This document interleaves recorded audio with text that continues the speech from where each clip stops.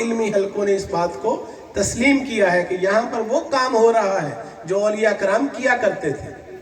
یہاں بڑے بڑے دینی مدارس ہیں. شیخ القرآن مولانا غلام علی اکاڑوی صاحب زیادہ فضل الرحمان صاحب اکثر یہ فرماتے ہیں کہ پیر صاحب آپ نے وہ کام کیا جو ہم بڑے بڑے علماء نہیں کر سکے. قبلہ علامہ ہاشمی صاحب آیا کرتے تھے, کہتے ہیں ہم بوڑھے ہو گئے ہیں, 80 سال عمر ہو گئی ہے, سفید بال ہو گئے, ساری زندگی سوچتے ہی گزر گئی, اور آپ نے وہ کام بچپن میں کر دکھائے. یہ اللہ کی توفیق. لیکن بات یہی ہے کہ یہ چشمہ فیض تو جاری ہے, اس سے ہم نے فیض یاب ہونا ہے تو ہمیں متوجہ ہونا پڑے گا. اس پہ محنت ہوتی ہے, شب و روز ادارہ مصروف عمل ہے. یہ زبانی ہوائی باتیں نہیں ہیں. 32 سال کے 32 والیوم لائبریری میں آ کر آپ دیکھیں, پورا ریکارڈ ہے.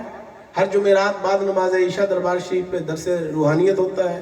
ہر اتوار کو لیڈیز کے لیے بچوں کا بھی تربیت کا انتظام ہے. تو سارے کام آپ کے اکاڑا میں ہو رہے ہیں جو 5-10 منٹ کے صرف سفر کے اوپر ہیں. تو وہاں آپ پہنچ سکتے ہیں. ہر جمعرات کو آپ تشریف لائیے بعد نماز عشاء, تو آپ کو بہت سے فوائد حاصل ہوں گے. باقی یوٹیوب ہے, سوشل میڈیا ہے, فیس بک پہ آپ الملنگیہ اکاڑا سرچ کریں, وہاں ایک چینل کام کر رہا ہے, اس پہ آپ کو سینکڑوں ہزاروں چیزیں مل جائیں گی. تو حق بات بتا دینی چاہیے تاکہ دوسروں کو پہنچے, چاہے وہ ایک حدیث یا ایک آیت ہی کیوں نہ ہو.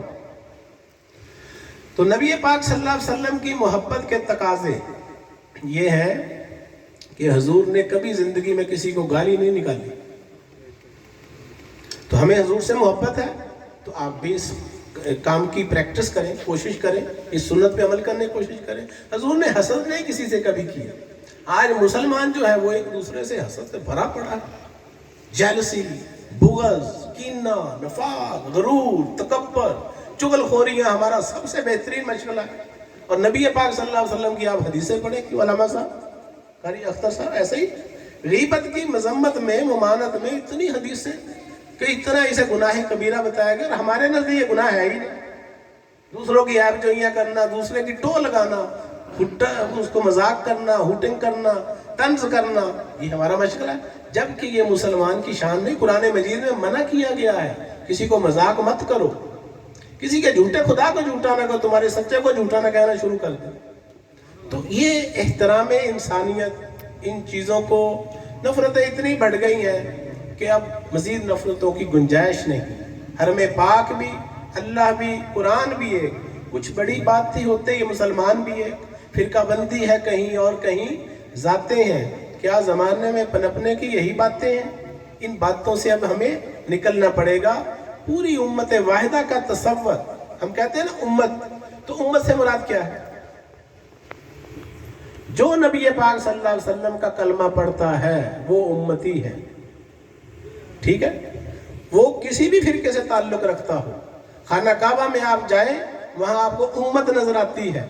کوئی کسی کو نہیں کہتا تو شیعہ ہے, تو سنی ہے, تو وہابی ہے, تو یہ ہے, تو دیوبندی. نہیں, خانہ کعبہ میں ہم چلے نا, ہم سب کو ہم نے دیکھا وہاں. ہر کوئی اپنے اپنے طریقے سے نماز پڑھ رہا ہے. جس کا جیسے دل چاہ رہا ہے, کوئی رفع دین کرتا ہے, کر لے, ٹھیک ہے. رسول پاک صلی اللہ علیہ وسلم نے کیا تھا. کوئی نہیں کرتا. ہم اہل سنت کا جو فقہ حنفیہ کا عقیدہ ہے, ہم نہیں کرتے, اس لیے کہ حضور نے بعد میں منع فرما دیا تھا, چھوڑ دیا تھا.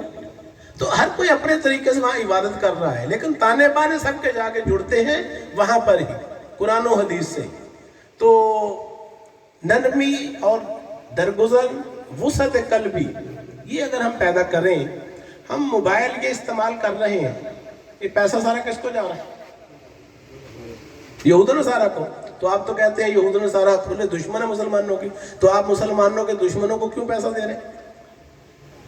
یہ تلخ باتیں ہیں, چھوٹی چھوٹی باتیں ہیں, اس کے اوپر غور و فکر کریں. یہ پورا شہر ہوتا ہے بھرا ہوا دکانوں سے. ہم مارکیٹوں میں جاتے ہیں, کسی سے پوچھتے ہیں تمہارا عقیدہ کیا؟ جوتیاں خریدتے ہیں, کس سے خرید کے لائے؟ جیولری خریدی ہے, کس سے خریدی؟ کپڑا خریدا, کس سے خریدا؟ کرائے پہ آپ نے گاڑی لی. آپ کے جہاز جو اڑا رہے ہیں وہ کس عقیدے کے ہیں؟ ہم پراپرٹیاں خریدتے ہیں, پلاٹ خریدتے ہیں, کوٹھیاں, بنگلے, دکانیں خریدتے ہیں, پوچھتے ہیں تیرا عقیدہ کیا؟ تو یہ عقیدوں کی بات صرف رہ گئی ہے مسجدوں تک, ان محفلوں تک. اس کو وسیع پیرائے میں جب ہم جائیں گے, وما ارسلناک الا رحمۃ للعالمین, اور ہم نے آپ کو تمام جہانوں کے لیے رحمت بنا کر بھیجا. کس کو؟ یہ جن کا آج میلاد ہے, میلاد شریف, ان کو رحمت بنا کر کس کے لیے بھیجا؟ तमाम जहानों के लिए। तमाम जहान कौन से? अल्हम्दुलिल्लाह रब्बिल आलमीन। अल्लाह रब्बुल आलमीन है ना तमाम जहानों का रब। तो हुजूर क्या है? तमाम जहानों के लिए रहमत। वो भी तमाम जहानों के लिए, वो भी तमाम जहानों के लिए, वो भी लिल आलमीन, वो भी लिल आलमीन। तो हुजूर की रहमत वसी और अरीज है।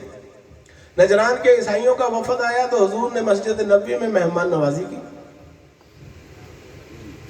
सहाबा कराम कह रहे हैं कि या रसूलल्लाह हम हाजिर हैं, आप अपने दस्ते मुबारक से ले जा के दस्तरखान पे खाना रख रहे हैं। तो कहा कि हुजूर हमें होगा। आपने फरमाया नहीं, मेरा वफद जो गया था वहाँ नजाशी के दरबार में, तो मैं अपने हाथों से इनकी खिदमत करना चाहता हूँ जैसे इन्होंने इज्जत अफजाई की।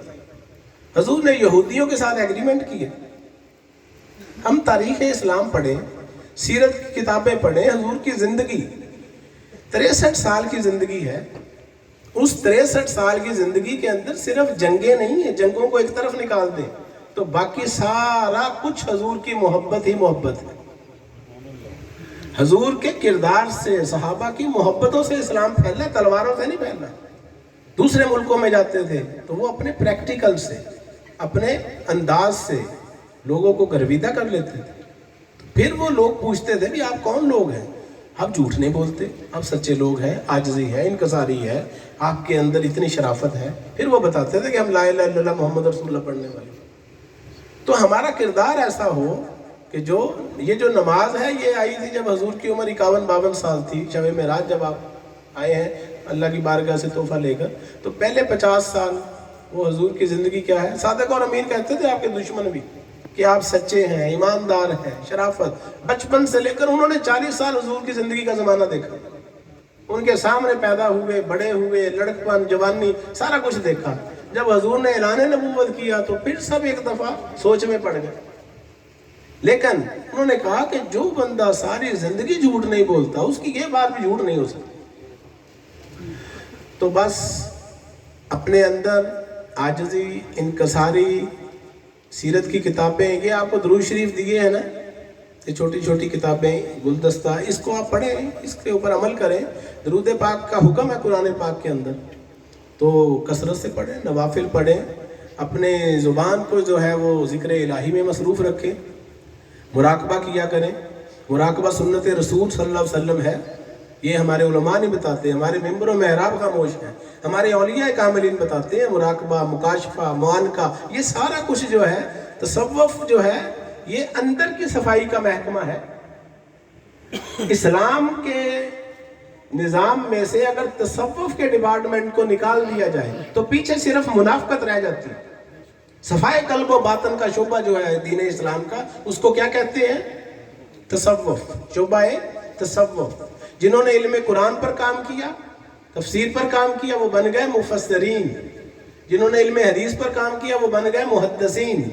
जिन्होंने किरात को सीख लिया, खुशलहानी को सीखा, वो बन गए कारिउल कुरान। और जिन्होंने इस्लाम के बातनी निज़ाम पर काम किया वो बने सूफिया इकराम। उस ज़माने में क्या कहा जाता था इनको? रसूल पाक के ज़माने में सूफिया कराम को सहाबा कराम। उस ज़माने में मुफस्सिरीन को क्या कहा जाता था? सहाबा कराम।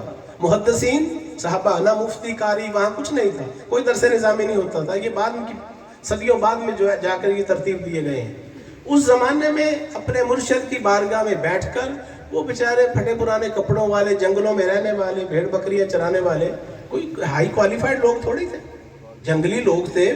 अरब के जो रेगिस्तानों में रहने वाले, तमाम बुराइयां वहाँ पाई जाती थी।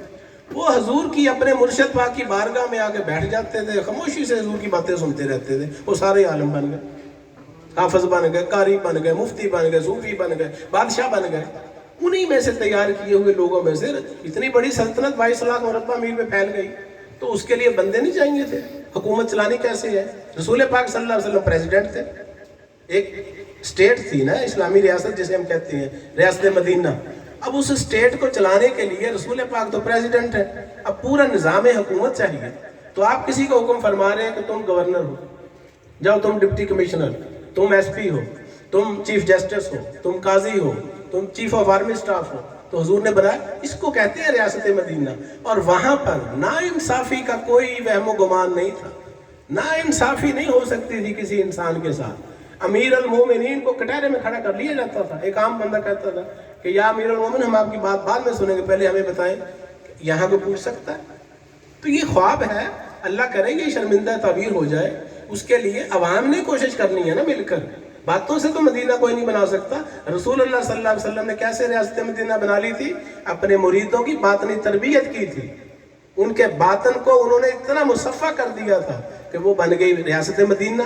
अब यहाँ जो हम रियासत बनाना चाह रहे हैं, इनके बातन को साफ किसने किया? हमें उनके ऊपर एतबार है ही नहीं।